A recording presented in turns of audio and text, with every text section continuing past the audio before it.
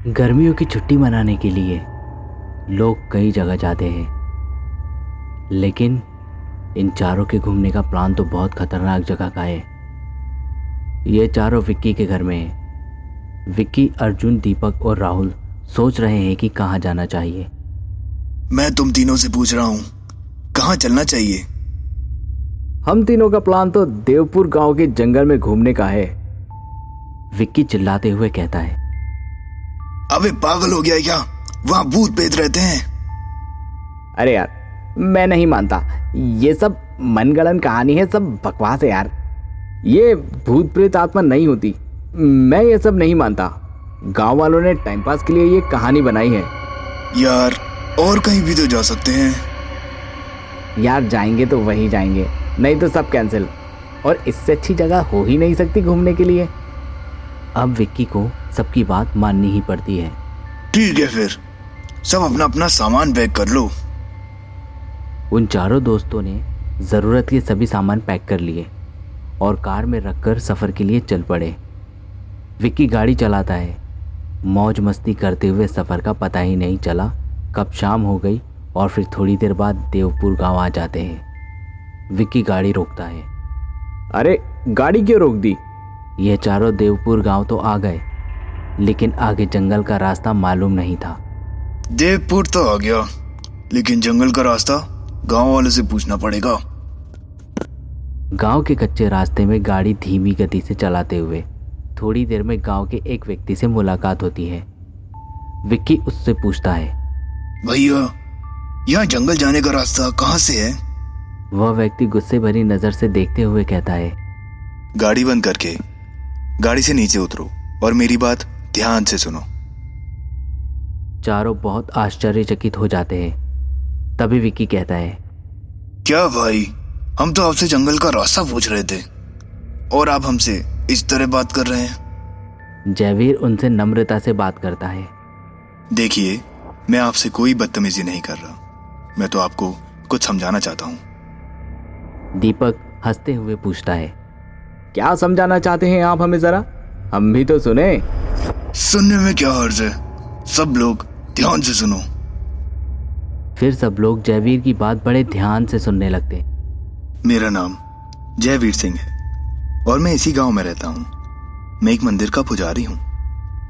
मैं तुम्हें इस गांव और जंगल के बारे में विस्तार से बताता हूँ। कई वर्ष पहले की बात है, जब पूरा गांव हर्ष उल्लास के साथ जी रहा था, लेकिन किसी की नजर लग गई। वह भैरव तांत्रिक जो बच्चों को उठाकर ले जाता है और अपनी तांत्रिक साधना पूरी करता था। अपनी राक्षसी शक्तियों को बढ़ाने के लिए बच्चों की बलि दिया करता था और अपनी शक्ति बढ़ाने के लिए महिलाएं, पुरुषों और बुजुर्गों को भी बलि देने लगा। पूरा गांव उस तांत्रिक से बहुत परेशान था। एक दिन सभी गांव में ठाकुर साहब की हवेली पर गए और ठाकुर साहब से गुहार लगाई कि ठाकुर साहब हमारी मदद करें। हमारी मदद आपके अलावा कोई नहीं कर सकता। उदय सिंह एक नेक दिल इंसान और सत्यवादी व्यक्ति थे। उन्होंने हमारा निवेदन स्वीकार और कहा, मैं आप सब लोगों के साथ हूं। तभी ठाकुर साहब ने भैरव तांत्रिक को ढूंढने के लिए अपने आदमी भेज दिए। कुछ दिन बाद उसका ठिकाना मिल गया। ठाकुर साहब और गांव के सभी लोग वहां पहुंचे जहां पर भैरवी तांत्रिक साधना कर रहा था। ठाकुर साहब और भैरवी तांत्रिक के बीच भीषण लड़ाई होने लगती है, जिसमें भैरवी तांत्रिक अधिक रूप से घायल हो जाता है और मरते मरते यह कह जाता है, मैं इस ठाकुर और इन गांव वालों को नहीं छोड़ूंगा। गांव वाले उस जंगल में जब उसका अंतिम संस्कार करने के लिए गए तो उसकी लाश जल ही नहीं रही थी। गांव वाले उसकी लाश को वहीं पर छोड़कर आ गए। फिर कुछ दिनों बाद वैसा ही होने लगा गांव में जैसा कि पहले हो रहा था। बच्चे, बुजुर्ग, महिलाएं और पुरुष सभी लापता हो रहे थे। ठाकुर साहब को जैसे ही पता चला वो उस जंगल के लिए जा रहे थे कि मंदिर के पुजारी ने उन्हें रोका और कहा, बेटे, पहले वो तांत्रिक था, अब वह एक शैतान है जिसको साधारण शस्त्रों से नहीं बल्कि दिव्य अस्त्रों से ही मारा जा सकता है। पुजारी जी की मदद से मंत्रोच्चारण द्वारा एक शिव त्रिशूल बनाया गया। फिर से सभी गांव वाले उस जंगल की ओर चल देते हैं। जैसे ही उस ठिकाने तक पहुंचते हैं, उस शैतान से उन सभी का सामना हो जाता है। वह आधी जली हुई लाश में छुपा हुआ शैतान भैरव तांत्रिक था। वह शैतान कुछ गांव वालों को मौत के घाट उतार देता है। कुछ लोग डर के मारे इधर उधर भागने लगते हैं, लेकिन ठाकुर साहब हिम्मत नहीं हारते। वह त्रिशूल से उसके ऊपर वार करना चाहते तो थे, लेकिन वह त्रिशूल के डर से इधर उधर भाग जाता। कुछ देर बाद ठाकुर साहब के हाथ से त्रिशूल छूट जाता है। शैतान उन्हें पकड़ लेता है और लहूलुहान कर देता है।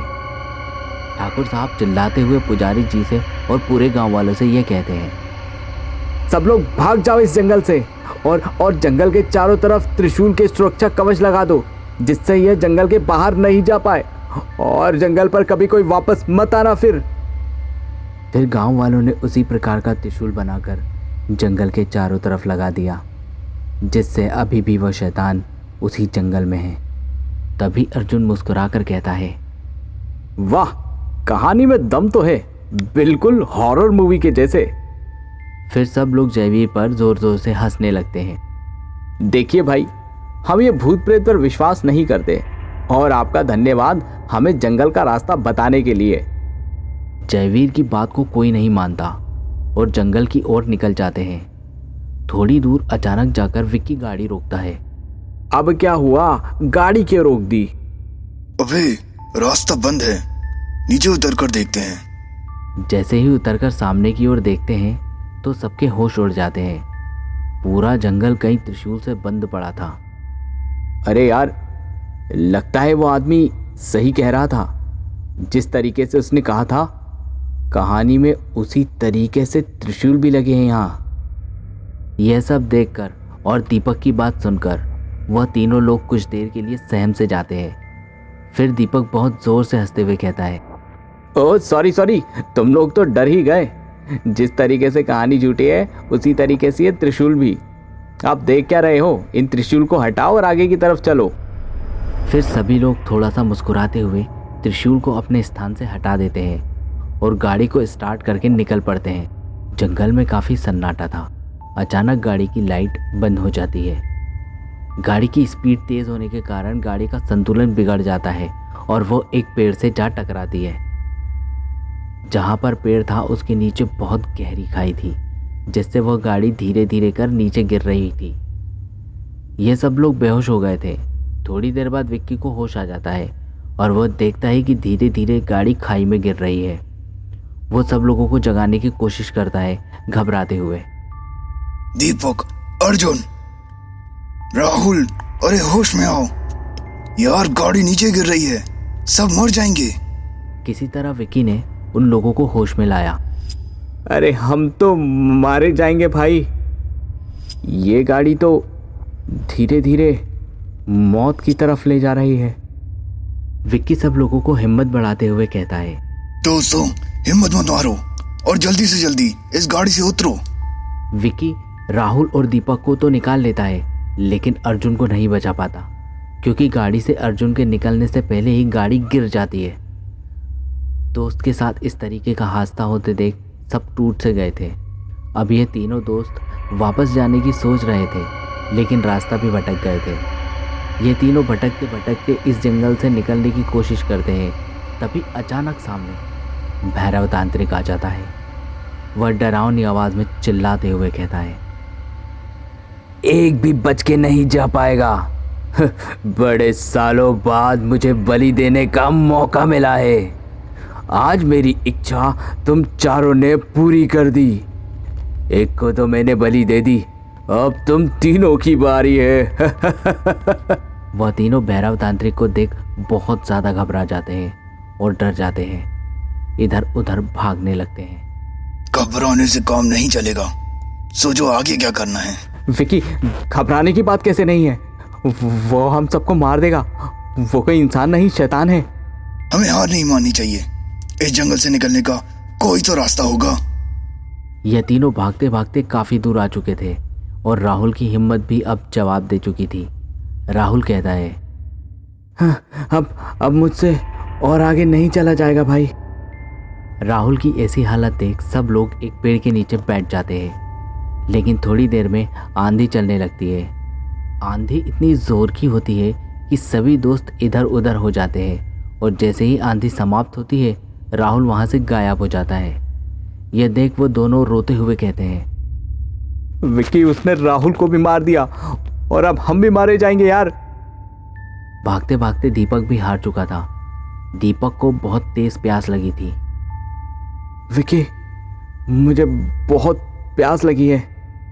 हिम्मत रखो दीपक, इस जंगल में कहीं ना कहीं तो पानी होगा। आगे जाने पर कुछ दूर एक नदी दिखाई देती है। दीपक विक्की को छोड़ नदी की ओर भागने लगता है और फिर नदी के पास जाकर पानी पीने लगता है। थोड़ी देर बाद नदी में से एक हाथ निकलता है और दीपक को पकड़ कर ले जाता है। दीपक विक्की से चिल्लाते हुए कहता है, विक्की, यहाँ से भाग जाओ, हम तीनों तो नहीं बच सके इस शैतान के हाथों से। तुम बच जाओ। अलविदा मेरे दोस्त। इतना कहते ही दीपक नदी में समा गया। थोड़ी दूर भागते भागते विक्की रुका और विक्की के ऊपर एक बहुत बड़ा पेड़ गिर गया, जिससे विक्की की वहीं मौत हो गई। इस तरह उन चारों दोस्तों की गलतियों के कारण वह शैतान एक बार फिर से उस जंगल से बाहर निकलकर गांव वालों की बलि देने लगा।